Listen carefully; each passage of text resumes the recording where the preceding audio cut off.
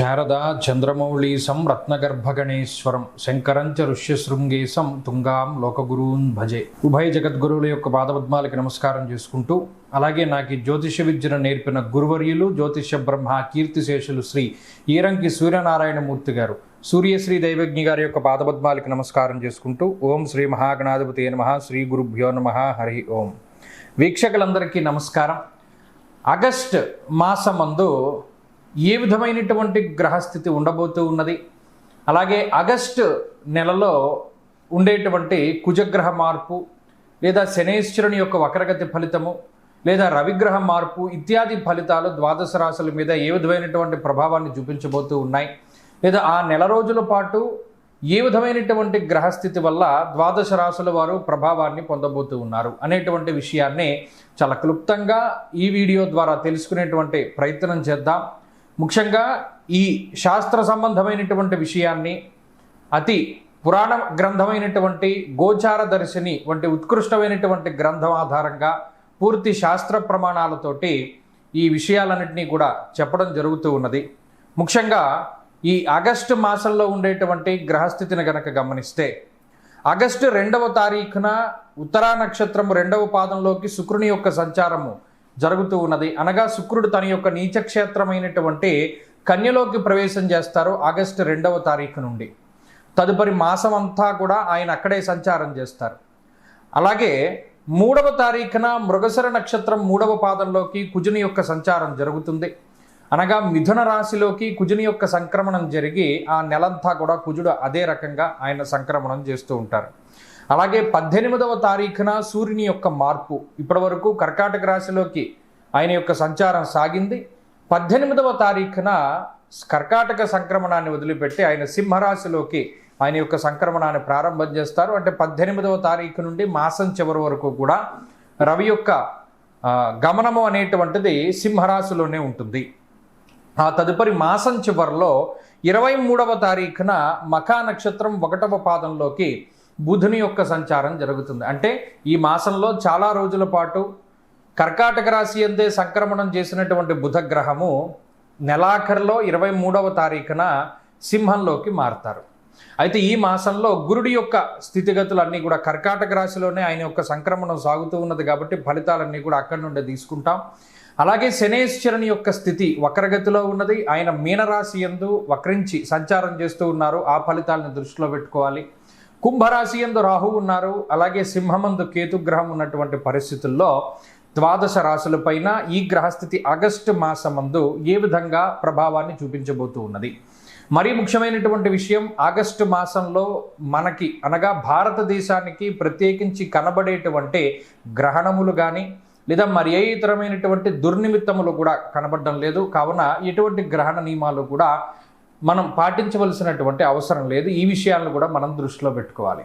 ఇక ఫలితాల విషయాన్ని మనం చూద్దాం. ధనురాశి వారికి ఆగస్టు మాసం ఫలితాలను కనుక మనం పరిశీలన చేస్తే, శనేశ్వరుని యొక్క వక్రగతి దాని మీదే దృష్టి ఉంటుంది. అటు తృతీయమందు రాహువు, శనేశ్వరుని యొక్క వక్రస్థితి, ఇవి రెండు కూడా పర్వాలేదు, మధ్యస్థమైనటువంటి ఫలితాలను ఇవ్వడాన్ని గమనించవచ్చును.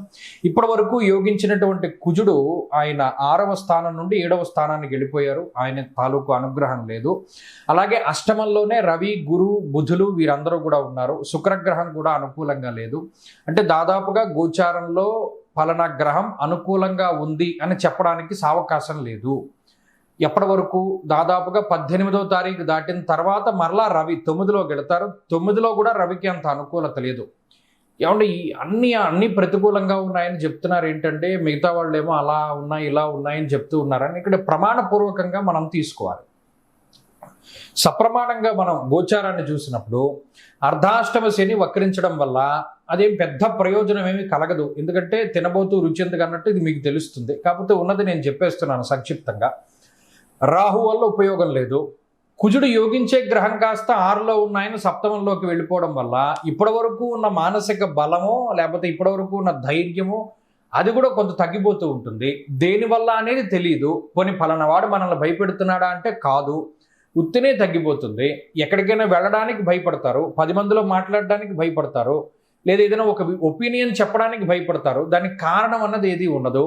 కమ్యూనికేషన్ వ్యవస్థ మీద అది ప్రభావాన్ని చూపెడుతుంది. ఎవరితో మాట్లాడడానికి పెద్ద ఇష్టపడరు. అలాగే అష్టమంలో రవి, గురు, బుధ గ్రహాలు ఇత్యాది గ్రహాలు ఉన్నప్పుడు చోరాగ్ని నృపభీతిశ్చ అంటే గాత్ర గాంభీర్య నాశనం, ఆయన కూడా మాట్లాడేటువంటి శక్తిని తగ్గించేస్తూ ఉన్నాడు.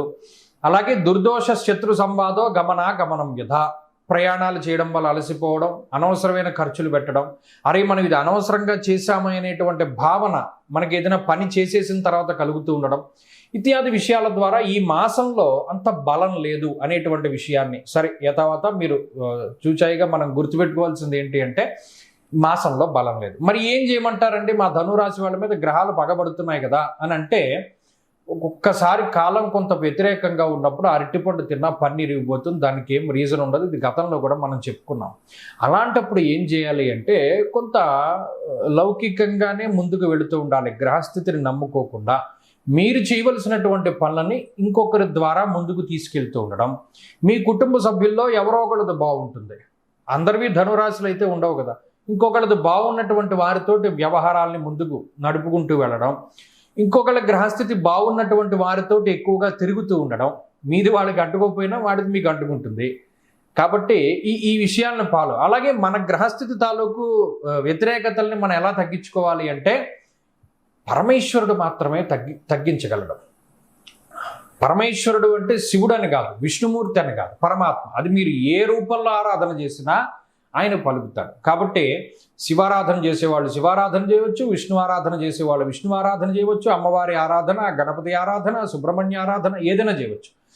ఏదో ఒకటి చేయండి. అన్నీ కలిపి కలగాపులగం చేసేస్తే ఒకడేమో సోమవారం ఒక దేవుణ్ణి, మంగళవారం ఒక దేవుణ్ణి, బుధవారం చేయొచ్చు, దానివల్ల తప్పులేదు. కానీ దేన్ని పట్టుకుంటున్నాం అనేటువంటి దాని మీద ప్రాముఖ్యత. మీ గ్రహస్థితికి సరైనటువంటి దైవం ఎవరు అంటే చక్కగా లక్ష్మీ నరసింహస్వామి వారి యొక్క ఆరాధన చాలా మంచిది. ఎందుకంటే మనం విష్ణు ద్వాదశనామ స్తోత్రం అని ఒక స్తోత్రం ఉంటుంది, చక్కగా అది చదువుకోండి ప్రతిరోజు.